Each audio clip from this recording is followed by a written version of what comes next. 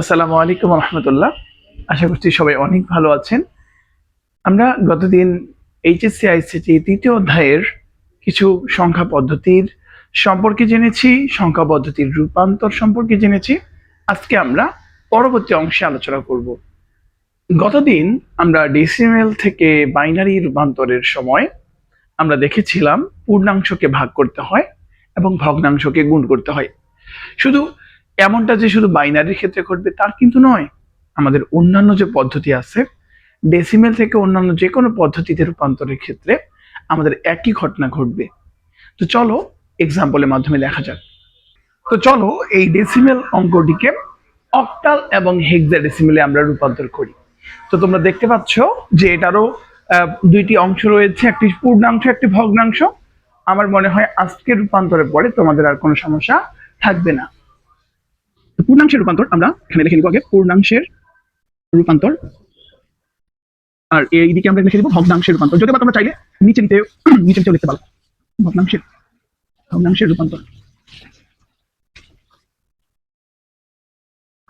তো এখানে পূর্ণাংশে তোমরা দেখতে পাচ্ছ 80 রয়েছে, আমরা এখানে 80 লিখলাম।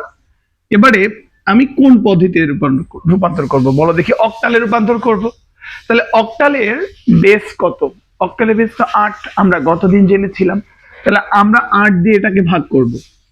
তাহলে 8 10 80, 8 10 80 এবং মিলে গেছে। যেহেতু মিলে গেছে তাহলে ভাগশেষ থাকবে না, 0 হবে। এরপরে আমরা আবারও 8 দিয়ে ভাগ করব। এবার দেখো তো 8 একে 8, 8 দুগুণে তো 16 হয়। তো 16 তো যাওয়া যাবে না, যেহেতু আমাদের সর্বোচ্চ সংখ্যা হচ্ছে 10। তা 8 একে আমরা 8 রাখলাম এবং আমাদের অবশিষ্ট কিন্তু এরপর থাকতেছে 2, কারণ 8 একে 8, 10 মিলাতে আমাদের 2 বাকি থাকে। সো আমরা এখানে 2 লিখলাম। এরপরে আমরা আবারও 8 দিয়ে ভাগ করব।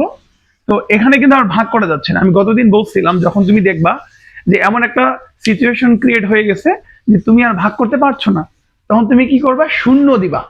সেক্ষেত্রে শূন্য দিবা যাতে আমাদের 8 শূন্য শূন্য হয়ে যায়, যাতে আমাদের 8 শূন্য শূন্য হয়ে যায় এবং এই 1 8 শূন্য শূন্য এই 1 তো অবশিষ্ট থাকলো, এই 1 আমাদের চলে যাবে ডান পাশে। এবং এগুলা লেখার সময় অবশ্যই নিচ থেকে উপরের দিকে লিখতে হবে।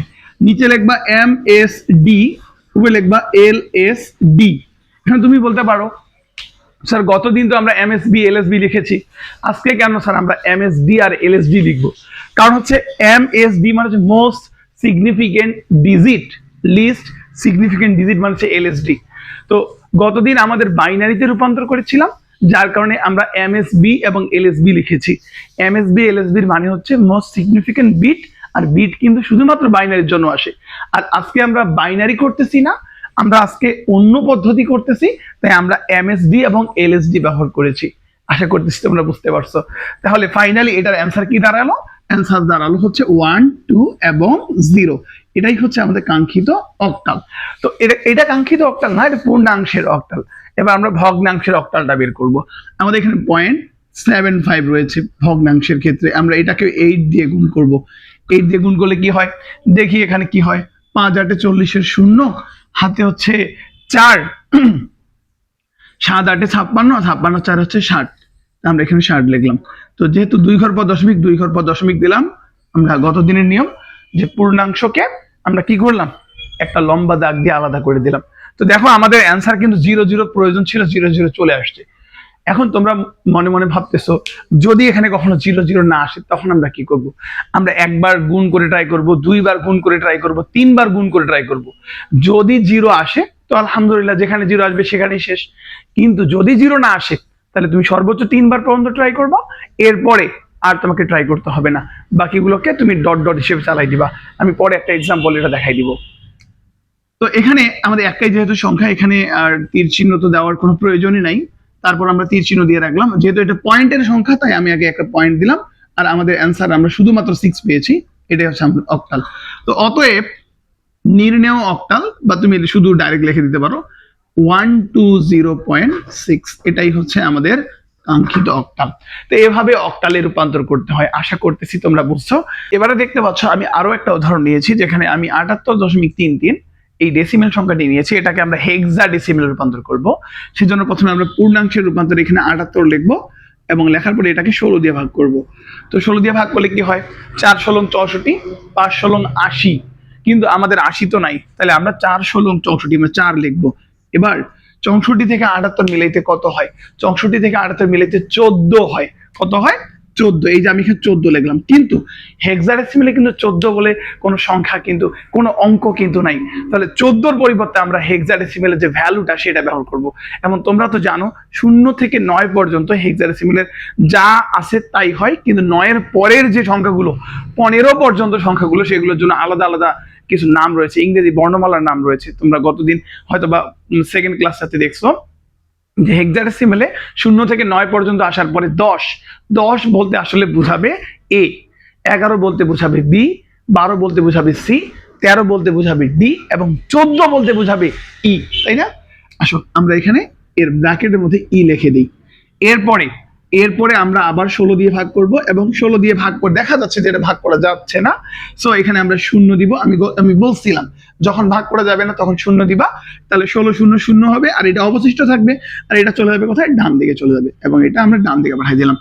এরপরে নিচ থেকে উপরের দিকে তীর চিহ্ন দিব, নিচে লিখবো এমএসবি, উপরে লিখবো এলএসডি, এবং বাইনারির ক্ষেত্রেই শুধুমাত্র তোমরা এমএসবি আর এলএসবি লিখবা, বাকি যে কোনো পদ্ধতির ক্ষেত্রে এমএসডি এবং এলএসডি লিখবা। সো আমরা এখানে কি পেয়েছি? এখানে পেয়েছি 4 এবং এখানে পেয়েছি ই। সো এটাই হচ্ছে আমাদের কাঙ্ক্ষিত পূর্ণাংশের হেক্সাডেসিমাল ভ্যালু। আসো আমরা এখন পরের অংশটা বের করি। পরের অংশটা বের করার জন্য আমাদের এখানে দেখলাম যে 0.33 রয়েছে, এটাকে আমরা 16 দিয়ে গুণ করব। এখন হচ্ছে 3 16 48 এর 8, আবার 3 16 48 49 50 51 52। সো আমরা এখানে 52, আমি ক্যালকুলেটর ব্যবহার করতেছি দ্রুত করার জন্য।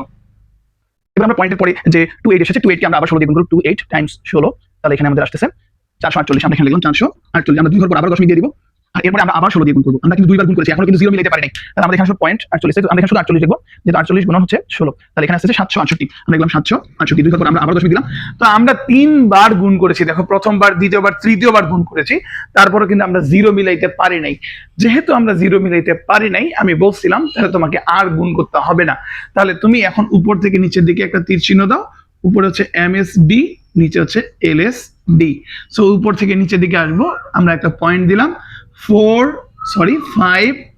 4 7। এরপর যেহেতু আমি মিলাইতে পারি নাই, 0 0 মিলাইতে পারি নাই, তাই এখানে আমাকে কি করতে হবে? ডট ডট ডট দিতে হবে, অর্থাৎ এটা চলমান, এটা হচ্ছে চলমান। সো ফাইনালি অ্যান্সারটা আমরা পেয়ে গেলাম 4e.547 ডট ডট ডট। এটাই হচ্ছে আমাদের নির্ণেয় হেক্সাডেসিমেল। আশা করতেছি ডেসিমেল থেকে অন্য যে কোনো পদ্ধতি রূপান্তর তোমরা করতে পারবা। তাহলে আমরা ডেসিমেল থেকে বাইনারি করা শিখেছি, অক্টাল করা শিখেছি, হেক্সাডেসিমেলও করা শিখেছি। এবারে আমরা দেখব এইগুলো যদি দেওয়া থাকে বাইনারি, অক্টাল, হেক্সাডেসিমেল, সেগুলো থেকে কিভাবে ডেসিমেলে রূপান্তর করব, এবং এইটা কিন্তু এই রূপান্তরটা তো আমাদের জন্য অনেক বেশি গুরুত্বপূর্ণ। তো চলো আমরা একটু এক্সাম্পলের মাধ্যমে দেখে আসি। প্রথমত আমি একটা বাইনারি নিচ্ছি 1101.101। আমি একটা বাইনারি নিয়েছি যার বেস আমি 2 দিয়ে দিচ্ছি। আমাকে টার্গেট দেওয়া হয়েছে এটাকে ডেসিমেল, ডেসিমেল মানে আমার আর তোমার যে জানা পদ্ধতি, দশমিক পদ্ধতি, এটাতে রূপান্তর করতে বলা হয়েছে। চলো আমরা এটাকে রূপান্তর করি। তো এই রূপান্তরটা করার জন্য আমি একটা নিয়ম শিখাই দিচ্ছি, তোমরা এই নিয়মটা অবশ্যই যে কোনো পদ্ধতির ক্ষেত্রে অ্যাপ্লাই করতে পারবা, আর যে কোনো পদ্ধতির ক্ষেত্রে অ্যাপ্লাই করলেই কিন্তু তোমরা ডেসিমেলে রূপান্তর করতে পারবা। চলো একটু দেখে নেই। প্রথমত আমাদের টার্গেট হচ্ছে যে পয়েন্টের আগে যারা রয়েছে তাদের প্রত্যেকটা অঙ্ককে এখানে যে বেসটা দেওয়া আছে সেই বেস দিয়ে গুণ করতে হবে। আমাদের টার্গেট হচ্ছে পয়েন্টের পূর্বে যারা রয়েছে তাদের প্রত্যেককে আমরা কি করব? এখানে যে বেসটা দেওয়া থাকবে সেই বেস দিয়ে গুণ করব। এখন যদি এখানে অক্টালের বেস 8 থাকতো তাহলে আমরা 8 দিয়ে গুণ করতাম, হেক্সাডেসিমেলের বেস 16 থাকলে আমরা 16 দিয়ে গুণ করতাম। ওগুলোও আমরা পরের এক্সাম্পল গুলোতে দেখবো। তো এখানে দেখো, এখানে প্রথমত 1 আছে, তাহলে 1 গুণন 2 প্লাস আরেকটা 1 আছে, 1 গুণন 2 প্লাস, তারপর 0 আছে, 0 গুণন 2 প্লাস, তারপরে হচ্ছে 1 গুণন 2। আশা করতেছি সিস্টেমটা তোমরা বুঝতে পারছো। নিয়মটা হচ্ছে প্রত্যেকটা অঙ্ককে ওই এখানে যে বেস দেওয়া আছে সেই বেস দিয়ে গুণ করতে হবে, আর যোগ করে তারপরেটাকে এভাবে প্রত্যেকটা অঙ্ককে এভাবে বেস দিয়ে গুণ করব আর যোগ করে নিব।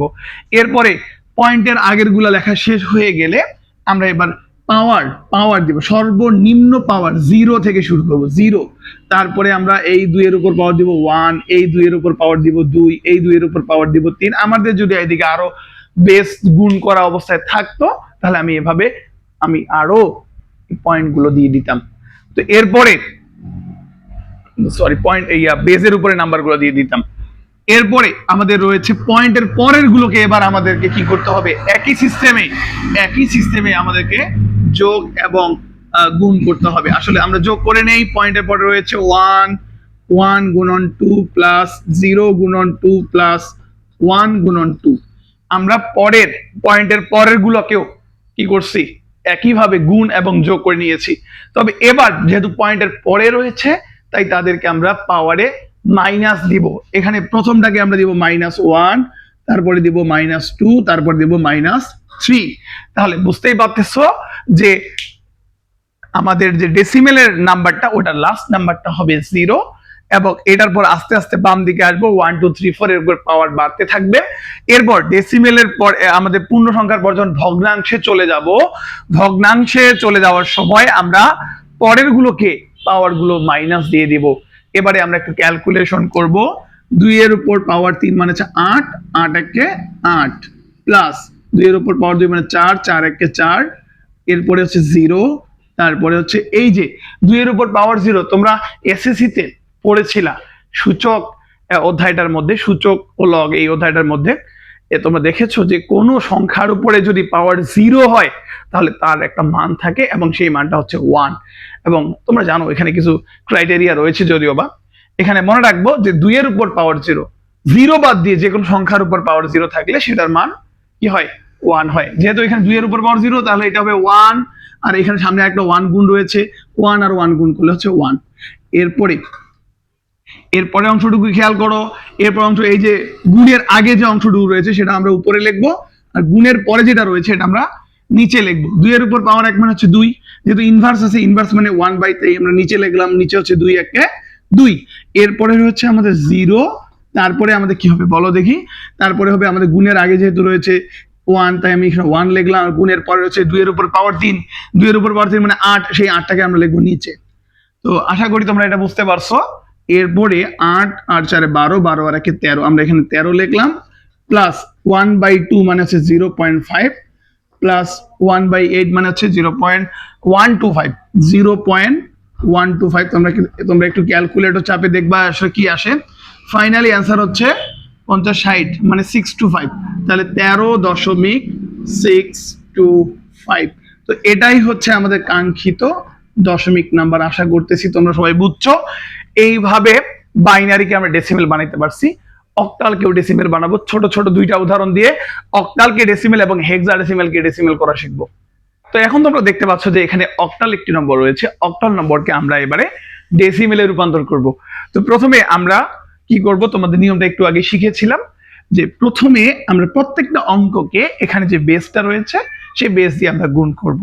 এখানে 1 দেখতে পাচ্ছ, 1 গুণন 8, এরপরে রয়েছে 2 গুণন 8, এরপরে রয়েছে 5 গুণন 8।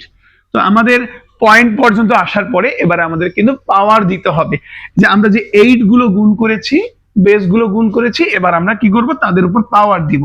এই পাওয়ার 0, পাওয়ার 1 এবং পাওয়ার দিলাম 2। এরপরে পয়েন্টের পরের গুলোকেও আমরা একইভাবে গুণ করব। এবার আমাদের পয়েন্টের পরে হচ্ছে 6, আমরা লিখলাম 6 গুণন 8, তারপর 2 গুণন 8, এরপর এখানে পাওয়ারে দিব -1 এবং এখানে দিব -2। এভাবে যদি আরো আসছে তাহলে আমরা আরো দিতাম, বুঝতেই পারতেছো। এভাবে আমরা করব।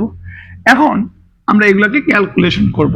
এখন 8 এর উপর স্কয়ার দিলে হয় 64, 64 একে হচ্ছে 64, প্লাস 8 এর উপর পাওয়ার 1 মানে 8, 8 এর সাথে 2 গুণ করলে 8 2 16। এরপরে এই একটু আগে বললাম তোমাদেরকে, কোন সংখ্যার উপর পাওয়ার 0 থাকলে তার মান কিন্তু 1 হবে। 1 দিয়ে 5 কে গুণ করলে এখানে হচ্ছে 5, এই যে 5। এরপরে আমি বলছিলাম গুণের আগের সংখ্যাটাকে তোমরা উপরে লিখবা, আর পাওয়ারের পরে যেটা আছে, গুণের পরে যেটা পাওয়ারে রয়েছে সেটাকে হিসাব করে তোমরা নিচে লিখবা। যেমন এখানে রয়েছে উপরে 6, আর এখানে 8 এর উপর পাওয়ার 1 মানে 8, ওই 8টা লিখতে হবে নিচে। এরপরে এখানে রয়েছে 2, আমরা উপরে লিখলাম 2, আর 8 এর উপর স্কয়ার মানে কত, 64, এই যে 64 লিখবো নিচে। এরপরে আমরা ক্যালকুলেশন করব 64 আর 16 কত 80 আর 5 হচ্ছে 85, এখানে আমরা লিখলাম 85 প্লাস 6 কে 8 দিয়ে ভাগ করলে কত হয়। আসলে আমরা ক্যালকুলেশন এগুলো আমরা ক্যালকুলেটর ব্যবহার করে করব। তো দেখতেই পাচ্ছ 6 কে যদি আমরা 8 দিয়ে ভাগ করি তাহলে 0.75 আসবে, এবং 2 কে যদি আমরা 64 দিয়ে ভাগ করি তাহলে 0.03125 আসবে। ফাইনালি সবগুলোকে যোগ করলে আমাদের অ্যান্সারটা পেয়ে যাচ্ছে 85.78125। এটাই হচ্ছে আমাদের নির্ণেয় দশমিক নাম্বার। আশা করতেছি কিভাবে অক্টাল থেকে দশমিকে রূপান্তর করতে হয় এটা তোমরা বুঝে গেছো। এবারে আমরা হেক্সাডেসিমেল থেকে ডেসিমেলের জন্য একটা উদাহরণ দিয়েছি। উদাহরণটা হচ্ছে 4a দশমিক b। তো এটাকে আমরা রূপান্তর করব। রূপান্তর করার জন্য আমরা নিয়মটা একটু আগে শিখে গেছিলাম।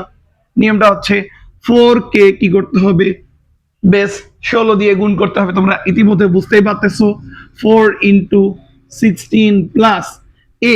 এ মানে জানি কত, এ মানে হচ্ছে 10। 0 থেকে 9 পর্যন্ত যাওয়ার পরে এ আসে, এরপরে বি সি ডি ই এবং এফ পর্যন্ত আসে, তাহলে এ মানে 10। তো আমরা এখানে লিখবো 10, এই 10 কে আমরা 16 দিয়ে গুণ করব। এরপরে আমরা এই যে পয়েন্ট আসছে, এবারে আমরা পাওয়ার গুলো আগে দিয়ে দিব, পাওয়ার 0, পাওয়ার 1। এরপর আমরা আবার যোগ দিব। এবার পয়েন্টের পরের গুলোকে গুণ করব। এবার পয়েন্টের পরে কি রয়েছে, পয়েন্টের পরে বি রয়েছে। বি এর জানি মানটা কত, বি এর মান হচ্ছে 11, কারণ এ মানে 10, তাহলে বি মানে কত, বি মানে হচ্ছে 11। এই যে দেখো 11 কে আমরা কি করবো, এবার 16 দিয়ে গুণ করব। এবং 16 দিয়ে গুণ করছি কেন, কারণ বেস 16 আর এখানে 0 আছে, তাহলে পয়েন্টের পরে কি নিতে হবে, -1 নিতে হবে। এই যে -1 নিয়েছি। তাহলে এবারে হিসেবটা আমরা করে ফেলি। 16 উপর পাওয়ার 1 মানে তো 16, 4 16 64 হয়, এই 64 প্লাস। এখন আমরা একটু আগে শিখছিলাম কোন সংখ্যার উপর পাওয়ার 0 মানে তো 1, তো 1 দিয়ে 10 কে গুণ করলে কি হবে, ওই যে 10ই হবে, 10ই হবে। এরপরে উপরে আমরা গুণের আগেরটাকে উপরে লিখি 11, আর নিচে গুণের পরটাকে 16 আমরা এই 16 লিখলাম। এরপর 64 আর 10 হচ্ছে 74, আমরা এখানে লিখলাম 74 প্লাস 11 কে এবার আমরা 16 দিয়ে ভাগ করে ক্যালকুলেটরে ভাগ করে এটা বসাই দিব। তাহলে আমরা 11 কে যদি 16 দিয়ে ভাগ করি তাহলে 0.6875 হয়, এবং ফাইনালি 74 আর 0.6875 গুণ করলে যোগ করলে 74.6875 হচ্ছে। এটাই হচ্ছে আমাদের কাঙ্ক্ষিত ডেসিমেল নাম্বার। আশা করতেছি বিভিন্ন ধরনের সংখ্যা পদ্ধতি থেকে কিভাবে ডেসিমেলে রূপান্তর করতে হয় এটা তোমরা শিখে গেছো। চলো এবারে আমরা একটু কিছু শর্টকাট শিখে নেই, এই ডেসিমেল থেকে বাইনারি, বাইনারি থেকে ডেসিমেলের শর্টকাট, যেগুলো তোমাকে কিছু এমসিকিউ করতে অনেক বেশি সাহায্য করবে। তো ডেসিমেল থেকে বাইনারি করার জন্য আমরা, বা বাইনারি থেকে ডেসিমেল করার জন্য একটা শর্ট ট্রিক শিখবো। সেটা হচ্ছে আমাদেরকে বিট ফর্মুলা বুঝতে হবে। আমরা বিট ফর্মুলা এখন বুঝবো। বিট ফর্মুলা বলতে বাইনারি ডিজিটের যে ফর্মুলা সেটা বুঝবো। বাইনারি ডিজিটের প্রথম ভ্যালুটা হয় 1, এরপরে 1 কে ডাবল করতে হবে, তাহলে ডাবল করলে কত হবে, 2 হবে। 2 কে ডাবল করলে কত হবে, 4 হবে। 4 কে ডাবল করলে হবে 8, 8 কে ডাবল করলে হবে 16। এভাবে তুমি যদি আরো বেশি বেশি বিট চাও তাহলে তোমাকে আবার বেশি বেশি ডাবল ডাবল ডাবল করে যাইতে হবে। তাহলে শুরুটা হবে কিন্তু অবশ্যই 1 থেকে। 1 এর ডাবল 2, 2 এর ডাবল 4, 4 এর ডাবল 8, 8 এর ডাবল 16, এভাবে কিন্তু 16 এর ডাবল 32, তারপরে 64, এভাবে আসবে। তো চলো আমরা একটা ডেসিমেল নাম্বারকে বাইনারিতে কনভার্ট করব, এবং আমরা জানি বাইনারিতে কনভার্ট করার জন্য আমাদের ভাগ ভাগ ভাগ ভাগ করা লাগে, অনেকগুলো ভাগ করার পরে আবার ভাগ শেষ, অবশিষ্ট, অনেক ঝামেলা। চলো এবার ঝামেলা মুক্ত করি। তো এখানে তোমরা দেখতে পাচ্ছ আমি একটা সংখ্যা নিচ্ছি, সেটা হচ্ছে 50। কি নিলাম, আচ্ছা একটা ছোট সংখ্যা নেই, 22 বেস নিলাম 10। এটাকে আমি বলছি তুমি বাইনারি বানাই দাও। কি বলছি, বাইনারি বানাই দাও। 22 এর বাইনারি কত?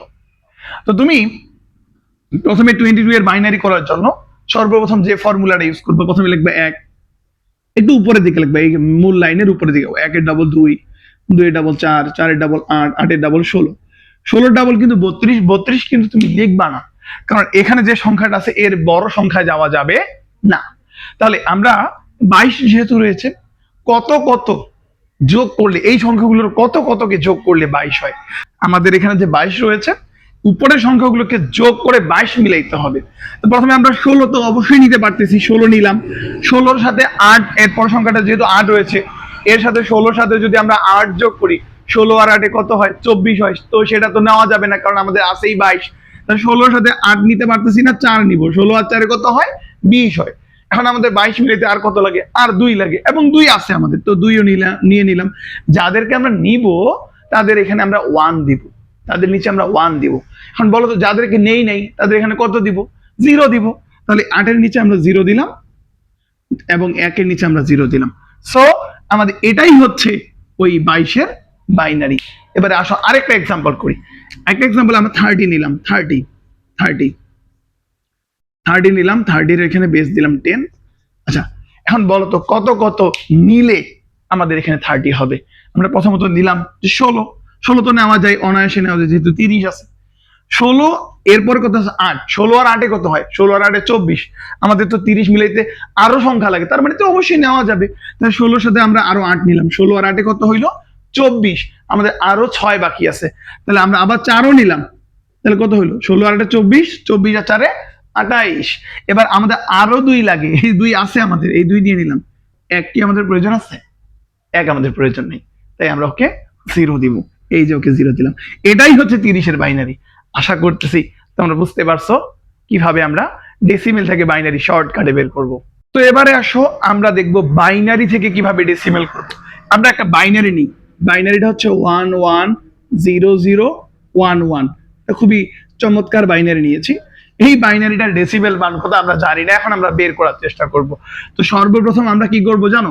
আমরা সবার লাস্টে যে ডিজিটটা আছে না, বিটটা আছে, এই বিটের এখানে 1 লিখবো। ওই যে বাইনারি বিটের যে শর্টকাটটা আমরা 1 এর ডাবল 2 এভাবে লিখছিলাম, ওটা লিখবো 1। তো 1 এর ডাবল কত? 2, 2 এর ডাবল 4, 4 এর ডাবল 8, 8 এর ডাবল কত? 16, 16 এর ডাবল কত? 32। তো আমরা এখানে কি করলাম? প্রত্যেকটা বিটের উপরে ওই নাম্বারটা লিখে দিলাম, যাতে আমরা খুব সহজে হিসাব করতে পারি। এবার যেগুলো সংখ্যাতে 1 আছে আমরা তাদেরকে শুধুমাত্র যোগ করব। এখানে 32 আর 16 কত হয়? 48। 48 আর 2 কত হয়?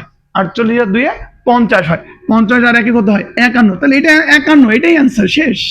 এটাই 51। আশা করি তোমরা বুঝতে পারছো। আরেকটা বাইনারি দেখো, যেমন এখানে 11100। আমি এখানে বেস দিলাম 2।